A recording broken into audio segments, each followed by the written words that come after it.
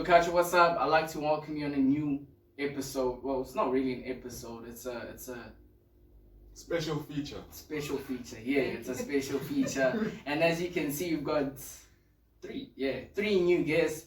So yeah, we're gonna be speaking about a lot of important things. So yeah, do tune in. Please like, subscribe, do whatever you need to do, but just follow us. And yeah, I'm gonna let our guests introduce themselves, and we'll get right to the video.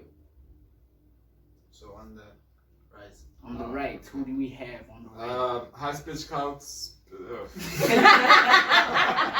Hi, I'm Pizza. Hello, everybody. Hello, everybody.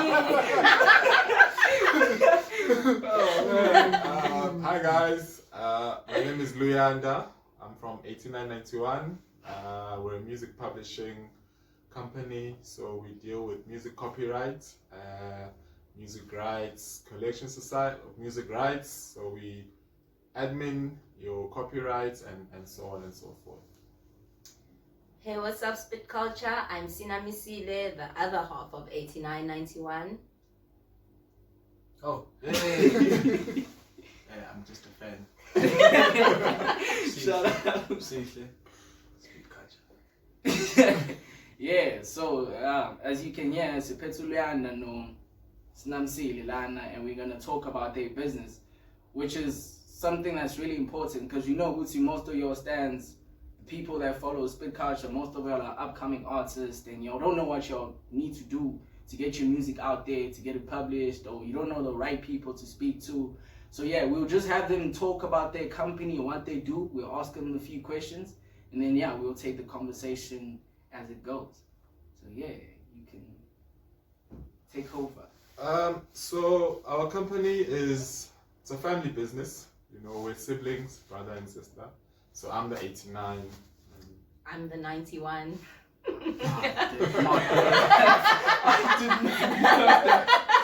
did not know that. Yeah? Like the inspiration. Like, that's something you should always open with. Like, Yeah. this is dope. That's dope. So yeah, I mean, we're family orientated. We've got family values.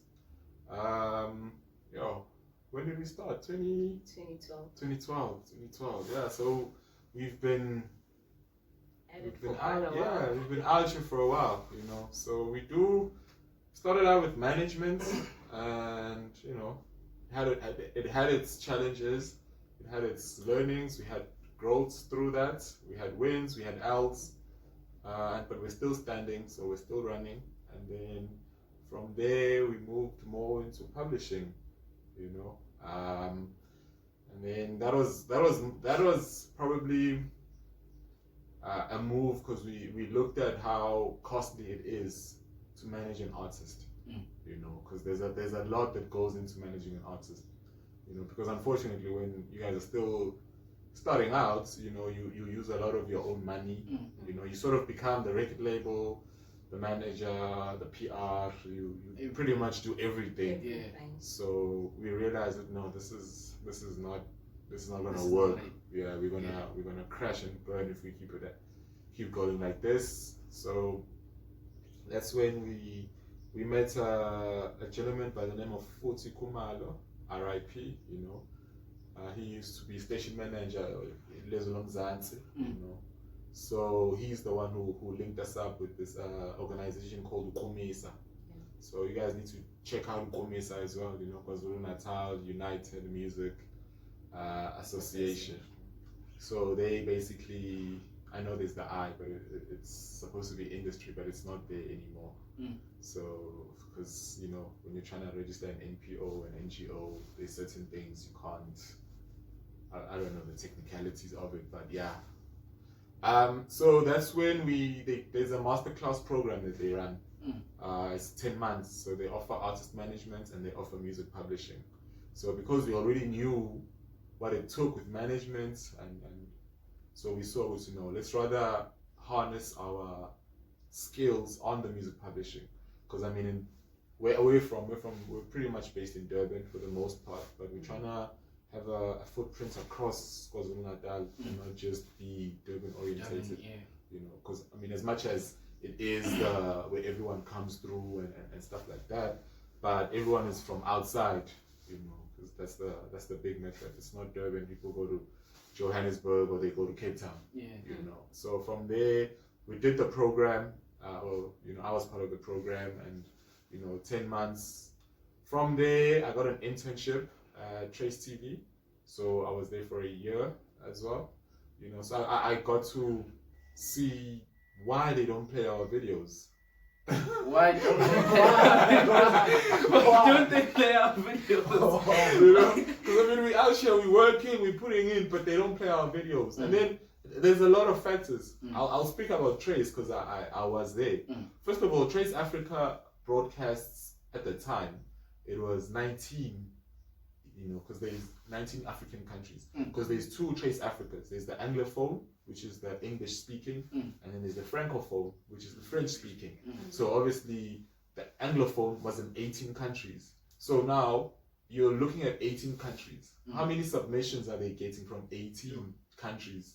And obviously, even within the 18 countries, you have to take the Davidos first. You have to take the AKAs. You have to take the Octopizio, you know, all the guys from East Africa, Ofena, and all of them. You know, so we played this sheshitwale. You know what I mean? Yeah, so there's that. And obviously they also wanna have eyeballs because at the end of the day they're selling ad space. You know what I mean? So if we keep, you know, putting in our guys alone that are up and coming, the channel is of value. You know, because you know people have got jobs there. There's so much going on. It's a business at the end of the day. You know, so there's that. And then obviously you get to meet people, you get to understand why certain things happen the way they do. Like I've just explained, you know, someone will be like, yeah, but whenever we submit our videos around the last quarter of the year, you know, we get told, no, don't submit now because for whatever reason. Well, one, you know, December everyone goes on holiday, so your playlist is scheduled according to holidays, and you know, there's things like radio monitor, you know, which you check which songs are doing well on radio, and then you try and prioritize those songs because those are the ones that, you know, people are loving, or you know, so obviously those are the ones that are videos, so then you put those on first before, you know. But then obviously there was a segment called BTB, you know, about to blow. So all the up and coming guys would first start there, you know, to say, oh, okay, so this is where you position everybody, you know, as they coming in, as they trying to build a name for themselves, and then you gradually graduate, you know, to being on the main playlist. So those are some of the things that I learned at the time, and then but those are things that you won't know unless you're inside. You know, so you know, so then you get a sense of understanding, and then from there, you know, the internship was for a year because the plan wasn't to stay in Johannesburg forever. The plan was to go learn, come back, and plow back, and then, you know, if there's anything else, okay, how do we understand this thing? You go back to Joburg and you know, maybe you take an internship position or whatever else. So we came back 2018. I was back in Durban for like a year, and that's the year where the whole warehouse movement was, you know, was really brimming and it was moving. You know, shout out to A1. You know what they did there for Durban was amazing. So that's where we met Usibunzoza. That's where we met Mnqobi, Simi Sims, Yash. So all of those people that I'm listing ended up being our clients. You know, so we represent those guys. You know, as much as obviously with time certain things change, people, you know, but at the time we signed them, so 247 we were very heavily involved in that. Sibunzo's put us again, we plugged that video onto TV because obviously I now had an understanding, I had the relationships, so you know, it premiered on Trace Urban, which is and something that never happens to up and coming guys. So that video premiered on Trace Urban because Trace Urban is very it's premium. It's just the premium of the Trace brands, Trace umbrella channels. You know what I mean? So from there, it was on Ikakas. It was doing well. You know, MTV played it. Channel O, we didn't really have a relationship, so I don't know if it ended up playing or not. I don't remember. But I know those two channels really got behind the song, and based off of that, Usibunzuza got a deal at Ambitious, you know. So we're really proud of him, and we're really proud of some of the things that have happened. You know what I mean? Mnqobi as a 247. Because I remember when we met him, he'd wanted to pick another single off of his tape, and you know we had a very healthy back and forth about it. Emphasis on healthy. You know, Yeah. so that's when we ended up saying no. We settled on the 247, and I think everyone knows how 247 when it played out. You know, and it's still, you know, when we log on to our distributor portal, the song is still, you know, top 10 of just our entire songs that we put out there for people. So it's still just leading the charts. You know, it's still doing really well. It's still on a number of Radio stations. playlists and streaming services. It's still doing very, very well. That entire project, you know. So I think with his growth and him now subsequently signing to Mabala Noise, you know, that's another W that we feel, you know, we've been able to just help someone just get beyond the local circumstances. So I mean, he's a superstar, undoubtedly. You know, Sigunzuza, that's the same. Yash is one to look out for. You know, last year she had a song with Sketchy Pongo on Fire. You know, that song did really well. You know, it's still, you know, doing very well. It's on radio, it's everywhere. So she's also just recently won the Jokes opening act competition. So she opened for Master KG, you know, Jerusalem at its peak. Yeah. So you know.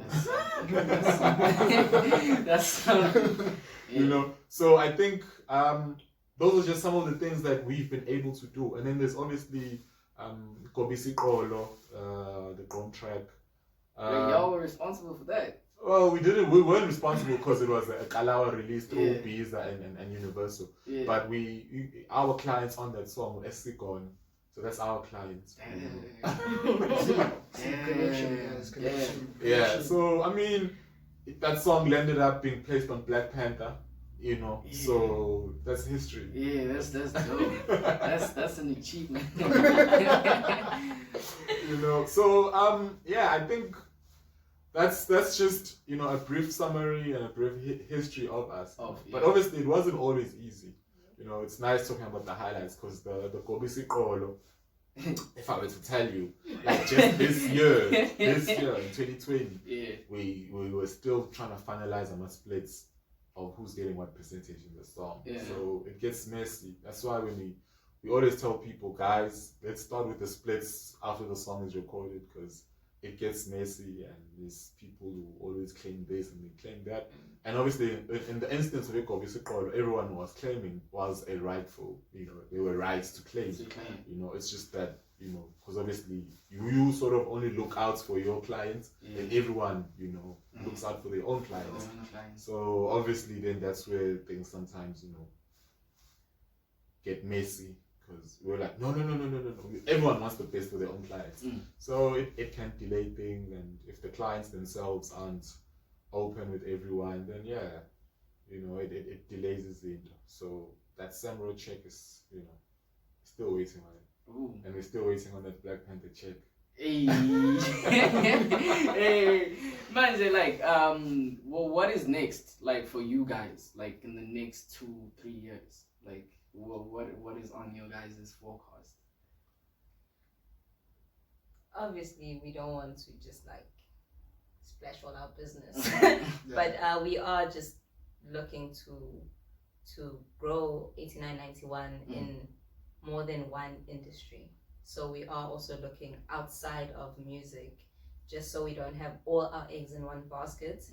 But we can't really get into a lot of detail at the moment. Makes sense.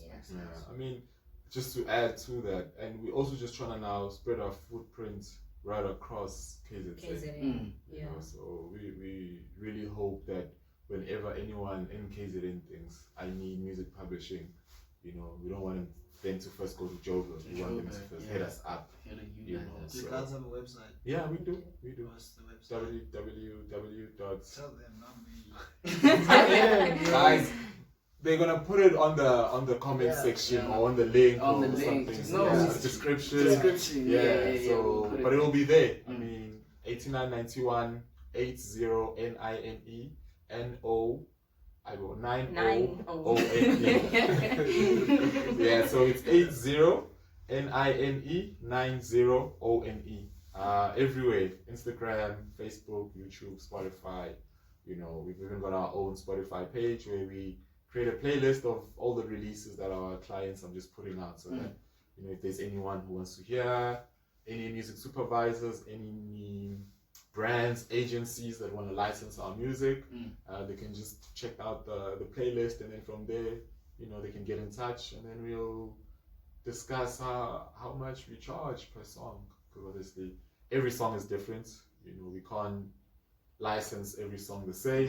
You know what I mean? The terms for each project are different. You know, if it's your 3-month summer campaign, you know, with the major telcos, then obviously you're looking at least 700 to $1 million. You know, so whenever you watch those summer adverts and you hear your favorite song playing on those, you must know that those people got somewhere in that region.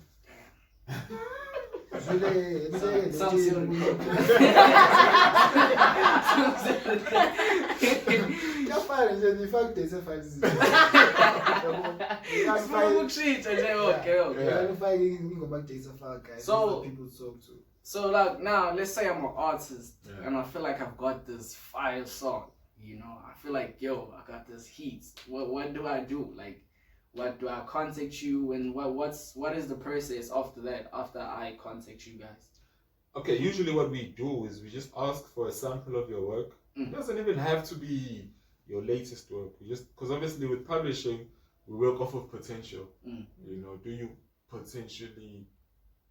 can we potentially make money off your music? Because as publishers, we exploit the music, you know, to make money. We don't exploit you. Not the person.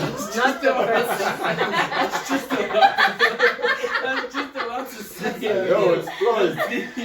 But I mean, if you look up the dictionary definition of exploit, you take something, you use something to make money off of it. Make money, you know. So that's why we listed the whole Black Panther. That's an exploitation of the music. Of the music, you know. So that's not us exploiting the individual, but we're just exploiting the music, because we take the music and then, you know, we try to do whatever as much as possible. You know, we've had a few placements on Rhythm City. You know, it's not a lot of money, but I mean, it's good exposure. Plus, they also pay you to have your music playing in the background on Rhythm City. So you know, it's twofold. So they literally pay to promote you.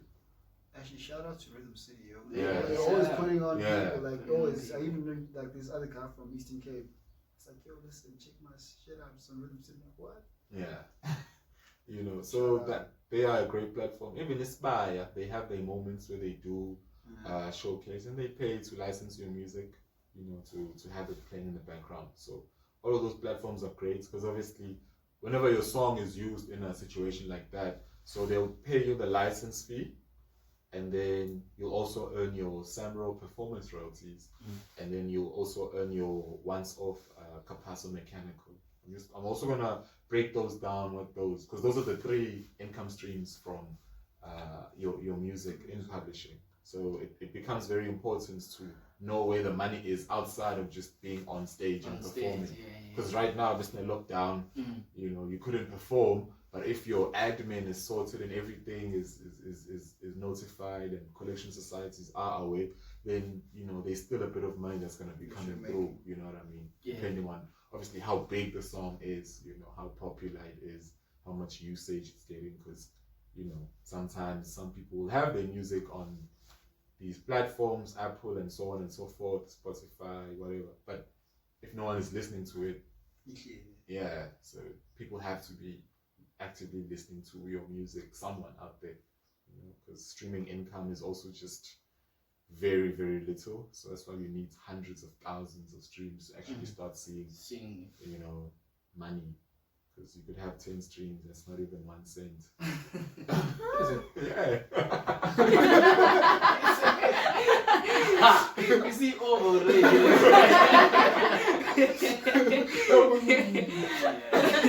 You know? So just to touch on the 3 income streams at publishing. So you're looking at your performance royalties, Mm. which are administered by Samro. And I know when we use the word performance, people think, so whenever I get booked, you guys take a cut. No, that's actually not the case. So But for me, what the fuck? yeah, I know.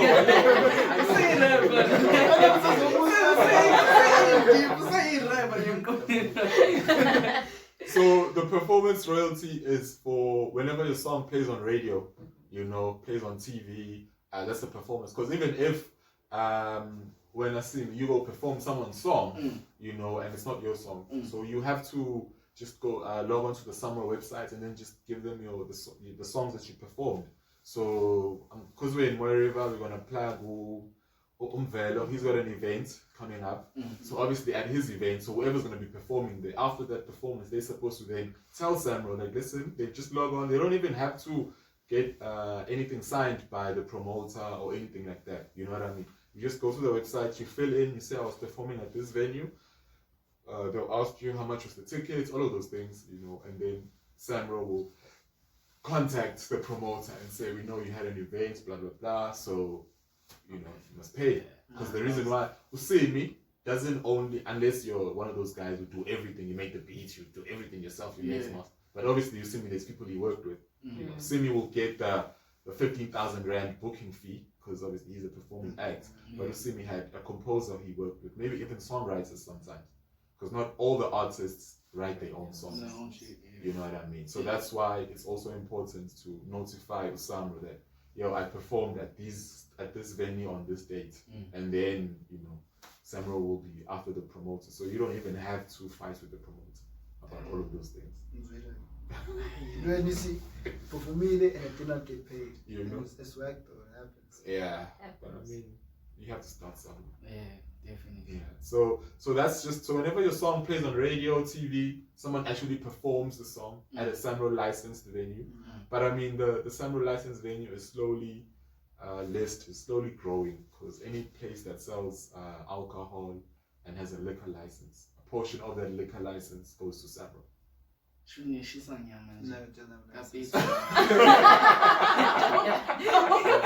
Oh, sorry. No, sorry. So so you just need to notify them that I performed at this venue, and these are the songs I performed. Wait, can I ask a question?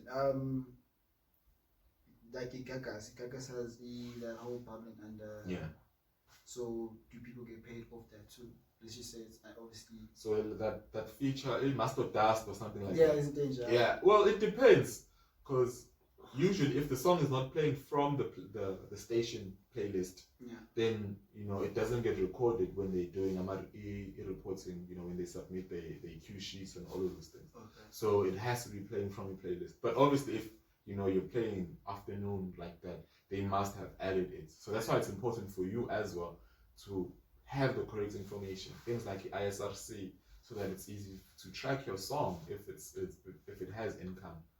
So obviously because now a lot of people will say, I don't even have that. But if your song, keeping up. Yeah, it's a lot, but that's why you need people around you to help you with all of these things. The knowledge. Yeah. Now we're finding one's food. Exactly. Have an idea. Yeah. So that's why we always encourage people, if there's any music workshop, just attend it. You'll, as much as there'll be a lot of things that you probably feel, this is not relevant to me, but there's something you are gonna get out of it. So it's important to just first empower yourself with knowledge. Go to YouTube, man. There's videos, people talking about these things Like on this one. exactly. Subscribe. Now you got a reason to Subscribe button. No, it's not. You can put like a link or something. Oh yeah, on your pop-up. I don't know how to do that. I'll watch a video on YouTube showing me how to do it. Somewhere. So then, you have to have a team around you. You have to have people around you. You know what I mean? So a lot of the people that, so obviously a lot of what we know now, we learned at Komisa. Because obviously they brought in the guys from Joburg. I mean, the guys who runs the management class is Lerato. Lerato, he's the guy who broke with MT. He was MT's manager at Ambitious. So that whole, when MT rolled up, he was, because he also, before that, he worked at Fifth Season. He was AKA's manager. Damn. You know what I mean? So, guys, Komisa program is free. Just check them out online, Facebook, Instagram, whatever. The programs always come out and it's free. You don't have to pay for those classes, and just register, become a member, and yeah, you'll learn a lot. I learned from Mnqobi, Umi Phillips.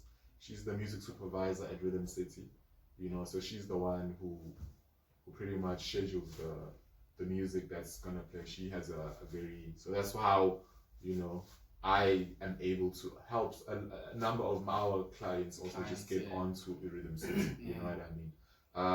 Mnqobi, Blood and Water, she was the music supervisor for that. And I was also, because obviously where I work at Share Publishing. So I was also her assistant throughout that whole process. So I saw how all of that is now done and stuff like that. So you grow, a lot. So the whole Blood and Water thing, it had a lot of layers, as much as people may feel maybe the music, but it was only Nasty C's people. It was part of the deal. You know what I mean? Because you want Nasty C to do an appearance. Yeah. So. Yeah, no, I understand. I see that. It's marketing more than anything. So obviously, season 2 is coming up. So it's exciting times, and we're still gonna be part of that whole music processing. So now we will have to wait for the directors and producers to tell us, what angle everything is gonna be happening with season 2, and then we'll take it from there. So opportunities are there, guys. Netflix is really trying to enter the local market a lot. So there's a lot of local productions that are happening. Some of them we are a part of, some of them we are not a part of. Because there's a lot of companies that do this. You've got your majors, obviously, Universal, Sony, Warner, Ugalo. There's a lot of these companies out there. So competition is tight. So you really gotta up your game. So you're entering a space that already has players. So now let's say I'm an artist and I come to you guys. I'm independent. Yeah. Having you on my side, do I need to have like a record label, or I can just say screw a record label, or is it better working with you guys if I'm independent or under someone or something like that? Independent or unsigned. Isn't that the same thing? No. Independent then.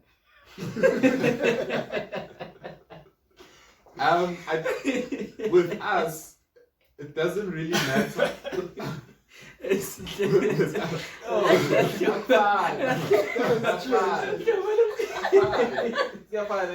The crickets though.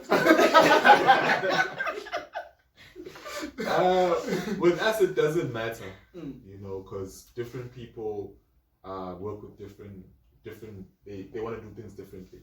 There are guys who have their own companies, and they have a manager, and they just want publishing only. They don't want anything else. Then we offer that. There are guys who come to us and they're like, guys, I want publishing and I also want distribution. So distribution is when we just take your music and we put it up on all the music services out there. So that's separate. So the distribution is for people who are unsigned and they don't have anyone. It's like, yo guys, here's my music, I make music, and can you guys, and then if you're like, oh okay, this music has got potential, it's good, it's it ticks all the boxes that we feel would work, then obviously we offer you a publishing deal, and then from there we also let you know that there's also this added service, but that's optional. Just because you're signed to us doesn't mean now you must also take this. So yeah, some people have management, and the management helps them with all of those things. So it doesn't matter as long as because if obviously the guys that are signed with record labels, because the business now is a 360 deal.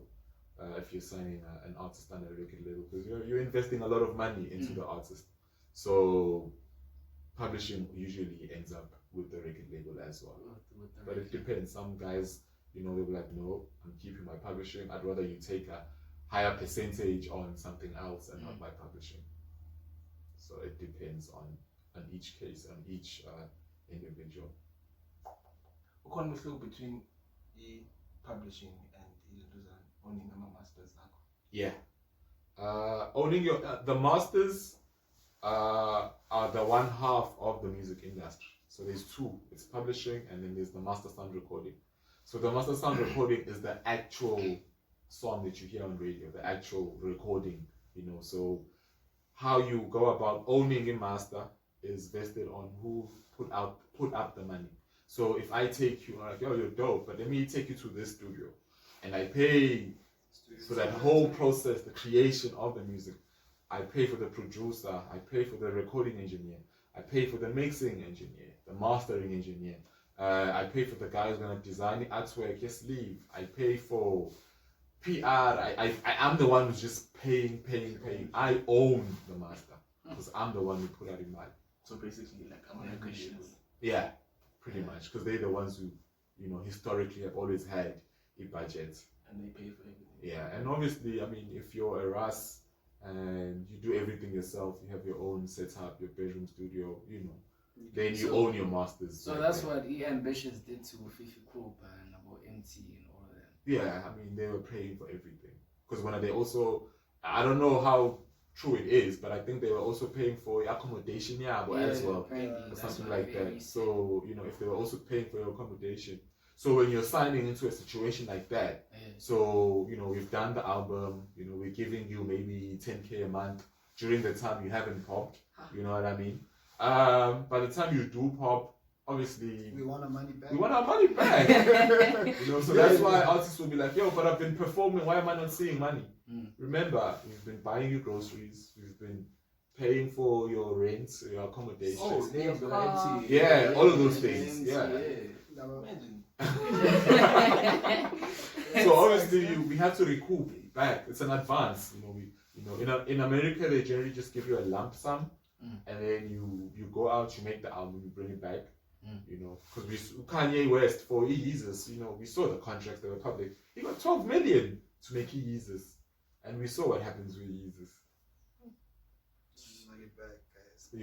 So the album didn't do as well as. Time my is doubt us. to stick. So obviously they give you money based on what you need. But so my advice to guys is try and take as little as possible from the label, because then you still have to pay it back. Yes, you might live like a superstar, but you don't own anything. You know what I mean? But if you do it independently, it takes longer. But you own everything. Yeah. I'm a record label on my shownies. It's a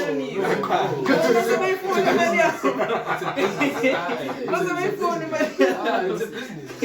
Yeah, I mean, you have to pay back the man. Yeah, it's a business. Hire purchase. Yeah, basically. It's business, guys.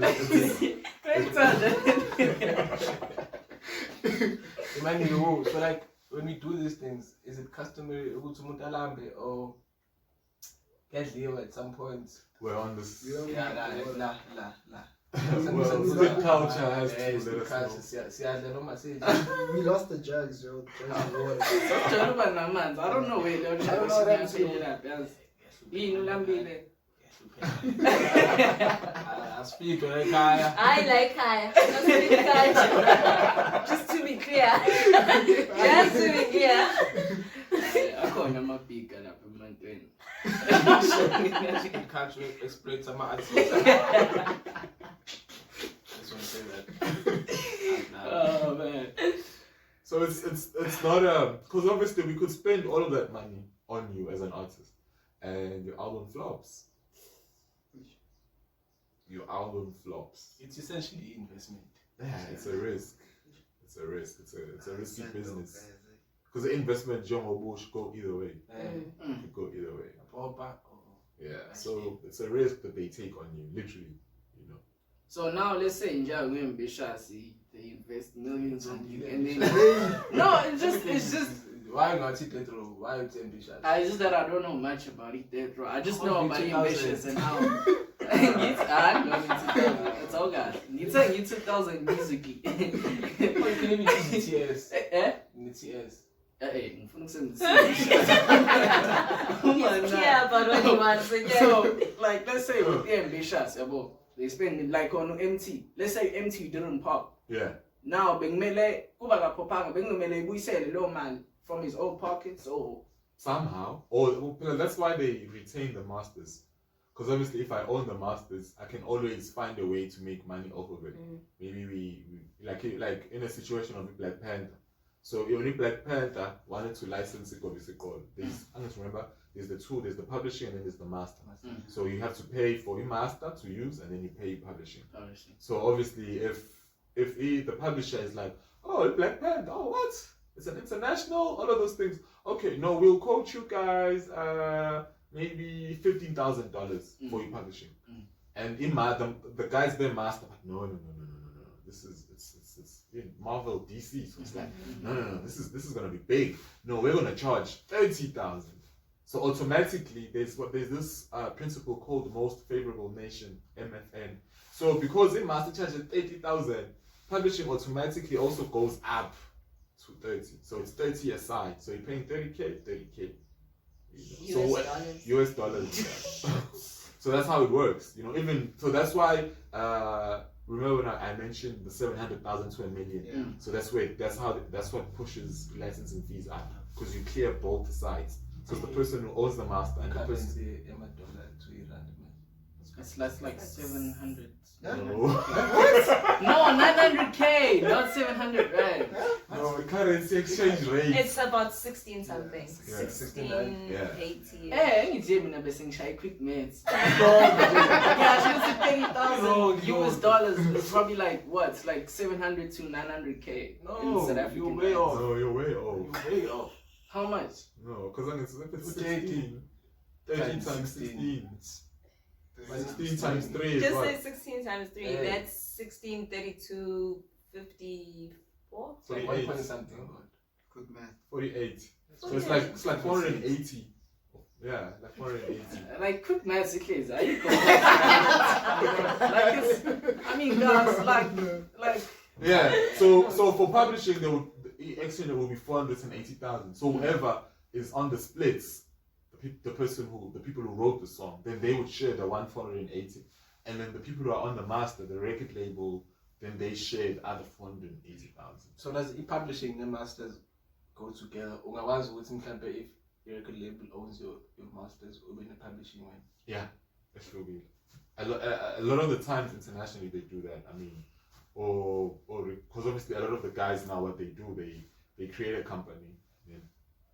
They sign themselves either to the record label publishing everything, like or land on that. When you look at let's use Casper. Casper's a family tree. You know what I mean? So his masters are owned by Family Tree, which is his company. So he owns his masters of Casper, and then his publishing is elsewhere. It's not with Eland. So like when you like publishing, it's his, but it's got someone else administering it. It's his. He owns his publishing. He owns his masters. He owns his publishing. You know what I mean? It's just that he's got it. Like us, we don't own anyone's publishing. We just administer the publishing on your behalf. We don't own it. So even if there's an opportunity for a thing, hey, brand X, I don't know, Boxer, the superstore, they want to use your song in a campaign, and then you're like, I don't know about Boxer, dog. So then we can't license that song if you say no. Or if we try an alcohol company, and maybe you're a Seventh-day Adventist or you're Muslim, you don't touch alcohol, you don't anything with alcohol, so you'll say no. Yeah, so if there's ever an opportunity, we always first tell you, yo, so and so wants to use your song, and then you'll tell us, and then you'll ask how much are they. And then we're like, okay, they want to use it for X amount of months, or maybe if it's a movie, obviously a movie's forever, because you can't now delete the movie completely. you can use my music anywhere. So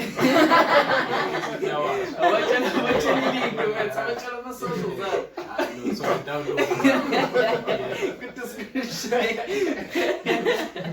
So obviously we don't under. master cast.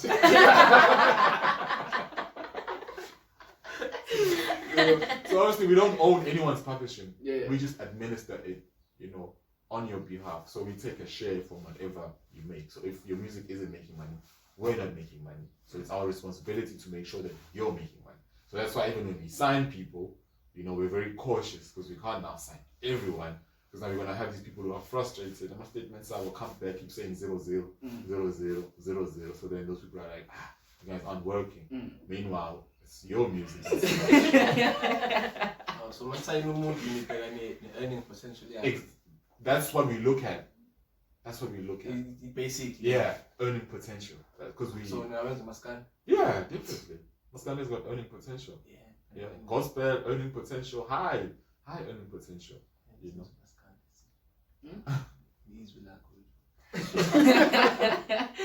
You know, so we're not. Obviously, it's not easy for us to get into those spaces because obviously that's our personalities. We're not always around. But if there is anyone who, you know, you guys, you know, you react. You've got a lot of people that you know to our video. You react to your videos and you talk to a lot of artists. So if there's anyone, you know, you can just send them our way and we'll listen to their music and we'll take it from there. You heard it first.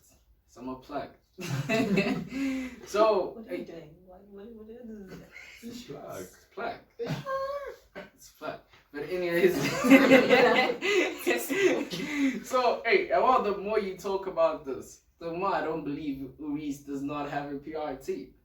I feel like there's a whole lot of things. But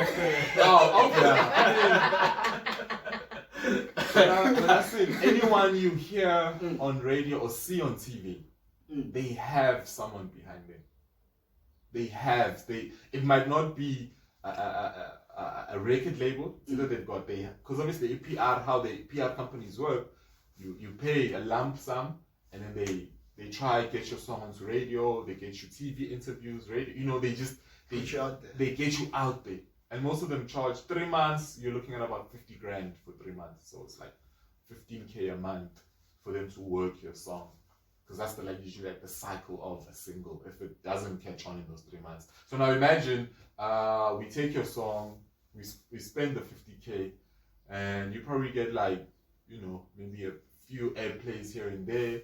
The song doesn't do what we hoped it would do. What now? What do we do? As a record label or as your management? Take your house.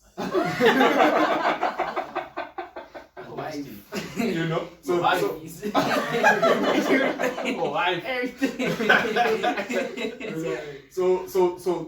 are the risks and challenges that are out there. You know what I mean? So that's why a lot of labels are now slowly just keeping their roster very small. And if you look at a model, they're ambitious. They take the guy who's doing really well, and then they put the guy who they feel has got potential to be the next big thing. Just like how they did with MT, how they brought up Reese and MT with they couldn't, and then Reese will drop a song and he's on MT on it. Because tonight the people already know MT. So investment costs they keep, you know, lowering. Black Diamond, Malum Effect. It's that. Miss Pro has been there for a while, so they put her. And it's always mainly I'm artist and ambitious. And the price to pay is popping. Yeah. It's a big song. Yeah, go check out our reaction. I'll leave the link on the description. So, those are just some of the challenges and opportunities depending on how you look at it. You know, if you're someone who gambles a lot, then the music industry is for you. If you don't like gambling, then stay away from the music industry. Gambling addicts. You know, but obviously, with the more you do it, your gambling calculation risk gets better and better. You know, because from when we started to now, you know, we gamble differently now. Because back then, we're like, man, this is dope. You know. And now you're more experienced. Yeah, definitely. You know, this is dope, but it just won't go. Yeah, we don't foresee it going beyond, you know, master dust. You know what I mean? Yeah. So sometimes we'll tell guys, we like your music, but we can't sign you just yet.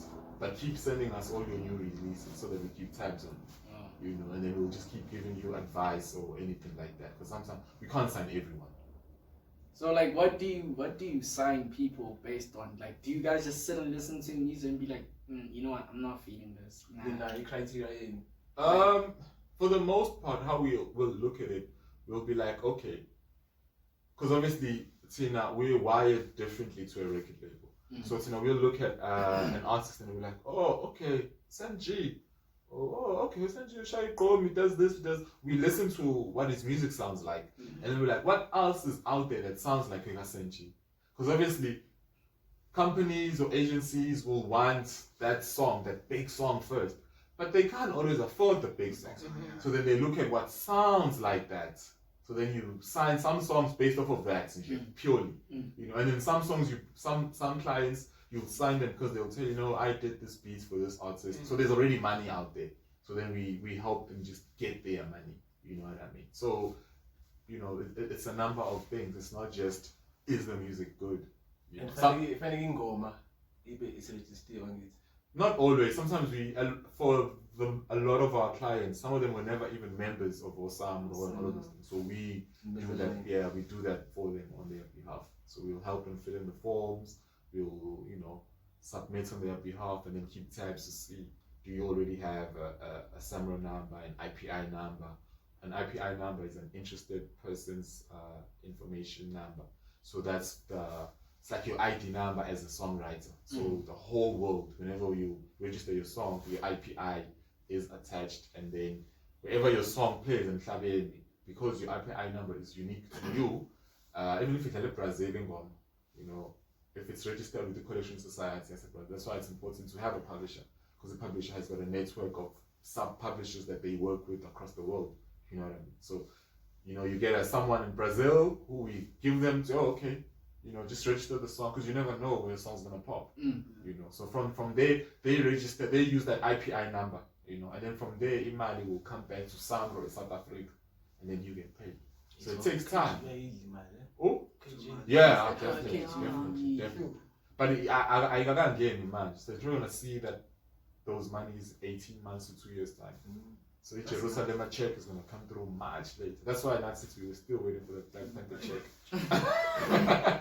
We're still waiting for that check. I wonder how much he's gonna get though. I mean, because I saw, was he number 1 in Belgium? Because Radio Monitor, like, so it's like, yo man, that's radio. Yeah. That's not digital. Digital I mean, is also YouTube separate. it's 150 million, you know. So that's a lot of money.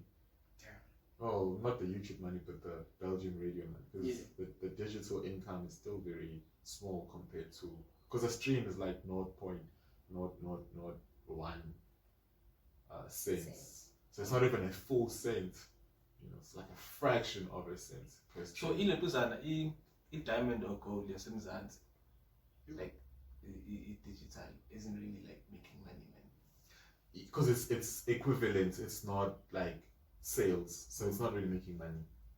It's not really making money. So if you went gold just off of streams alone, I mean, yeah, it'll be a couple of thousands, but it's not gonna be like back in the day where we actually bought 1 million, or no, not 1 million, like 20,000 copies. That's 1 million. If we actually bought hard copies, that's 1 million plus. Or 100 rand, about 20,000. Yeah. No quick, man. Guys, the more you guys explain this, the more I understand how Elaine popped. The way she did. Because Elaine, I don't know if you guys are aware, but Joe Budden also played her song on that sleeper segment. So all of those things. So when people ask you, how did you become successful? It's different for each and every person. Yeah. You know, Elaine will tell you, are you gonna get a Joe Budden player? Chances are you're not. You know, are you gonna have ambitious, pump millions or hundreds of thousands into your career? Chances are you're not. You know, SDC, now it happened how it did. He went viral. Let's say going off of the price sale, and then Juice Bag went viral. Sorry, it's like way back. Yeah. But you came up. You said, was it Yash or Yash somebody? Yash signed to Mabad. No. Mnqobi has signed to Mabad. Is Mabad still around? Yeah, they back. Because Uzagwe is signed to Mabala. Everything you say is Mabala. Yeah, Isabel. Yeah. Because I was wondering, it's like, I thought like after Reggie, everything just went. No, it's still there. It's still there. It still works. It still functions. Because obviously they have a deal with Universal. Because I mean, chances are maybe Universal may, I don't know. Well, Reggie had the money. Yeah. But usually what labels do when you sign with some sort of agreement, because there's various. There's a licensing, there's a distribution, there's a joint venture. So obviously, if you sign as a company, depending on the type of agreement you sign, there's sometimes money involved that they give you upfront, like an advance on your future earnings. Gist of Lentole is if you want to be an artist. Yeah, this is complicated. There's too many people, guys. And that's where the paperwork is where the money is. Because I was thinking that we'll grab up and It's too much. But you just need to have the right people around you. A team. Yeah, have a team. Have a team. Yeah. So I mean, people will tell you, nah, I work. People, like a lot of rappers will be like, yo, man, I'm out here alone, I'm grinding, I'm on my own. Nah, dog. They're like, It's someone. It's not organic. It's planned. you It's do all need a planned. PR team to get this ish And happening. PR is expensive. It is, guys, that's where, because obviously now, for a lot of indies, management and PR and publishing is pretty much what you need to have, and distribution, because obviously you want your music out there on streaming. And distribution, you can pay a DistroKid, pay a Chunko. There's even free services like United Masters. That's free. Like you upload for free. You don't even pay anything with those guys, and they take a small percentage or whatever, And then obviously there's your larger streaming like distributors or Africa or the Orchard, and they usually work with independent companies, labels, publishers, or whatever. You know what I mean? Because they do on a company to company, and then they offer. There, you're not communicating with a robot. You're communicating with someone at that company. The free, the pay as you use, you pretty much communicating with a robot. Because obviously you're probably still up and coming. It's probably like your first few releases. So hamba now to buy and learn and understand what it takes to actually do all of this. You know what I mean? Yeah, that was a lot.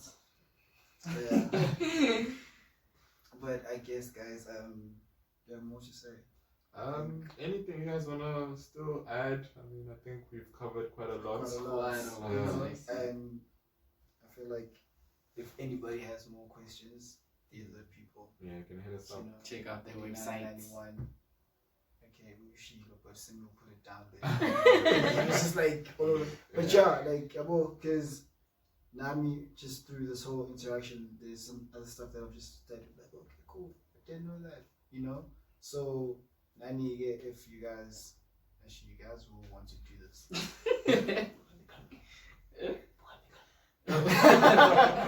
Yeah, sazire to launch a career. Hip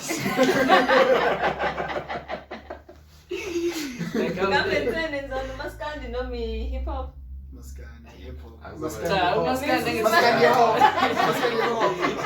Trying to create a new sound. So yeah, it sounds like Zulu boy.